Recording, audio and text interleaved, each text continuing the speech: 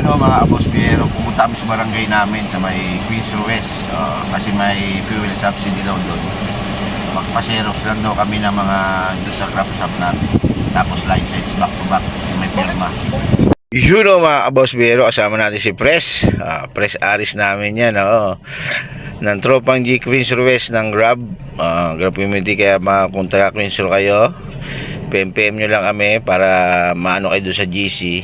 Sa GC naman kasi na yun, mga paps, yun naman yung kunyari may mga kailangan kayo na lalo karamihan kasi sa kanya ngayon automatic o mga series o kaya update kung anong nangyari kay Grab, mga ganyan. Si Press kasi matagal na yan, mas nauna sa akin itong mag-Grab minto lang. Ngayon bumalik na naman siya sa pagiging 10 driver. Hindi ko maano yung usapan namin dyan kasi nga yung video nilas nung aircon na yun, nagre-ready kami para dun sa punta dun sa barangay. Magpaparegister kami, magre-register kami yan, si Bayaw, si Bossing Ruelio yan. Siyempre ano naman ang government din, sayang din naman kung hindi mo i-avail din yun. Pero malaking tulong sa ito yung unit ni Pres. Ayan, paalis namin, papunta namin ng barangay, magre-register lang kami. Dahil sa barangay kasi hindi lang yung mga mga Grab, mga 10BS dyan, yung mga rider. Ayan, yung mga rider dyan naman, sana pag-register kayo para makakuha tayo kahit paano konting tulong doon sa taas ng gasolina. Pero magandang balita nga nito, medyo nag-ceasefire sila, medyo bumaba ngayong araw na to. Bababa yung malaking discount din ang binaba ng diesel, 23 daw ibabawas nila. Sa gasolina naman yata pinamata 6 pesos. Yan, nandito na kami mga paps, on the way na kami sa barangay hall.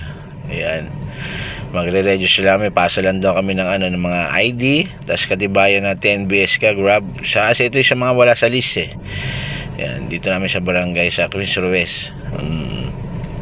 Yan, marami din na kami nakasabay dito May mga nauna na, si Boss Dondon din maaga pa pala siya pumunta dito.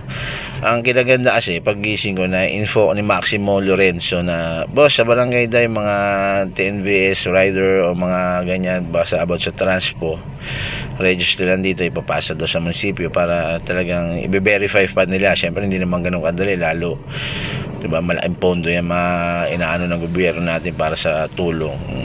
Ayan, mga ready na.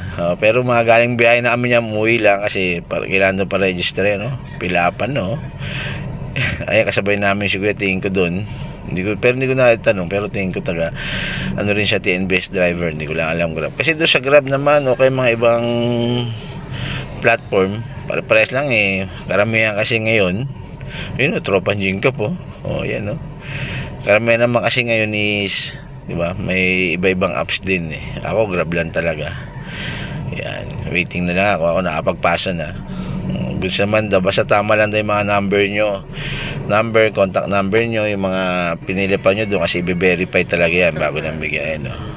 Ang masama sa kanya, dapat pala kasi kung kunyari barangay Queens West kayo, ang doon sa indicate doon sa ID, doon sa license, naka-address doon sa Queens West. Pag hindi, maghanap kayo ng ibang kaya kukuha kayo ng barangay ID para maipasa nyo ng tama yun kasi tama nga naman yun. Siyempre nga, diba, kung ang license mo na sa iba na kasi may ganyan, sa iba na sa Las Piñas, dapat nandun lang sa Queens West para mabigyan tayo ng tamang proseso doon sa kukunin nating subsidy. Yun lang po, magandang umaga.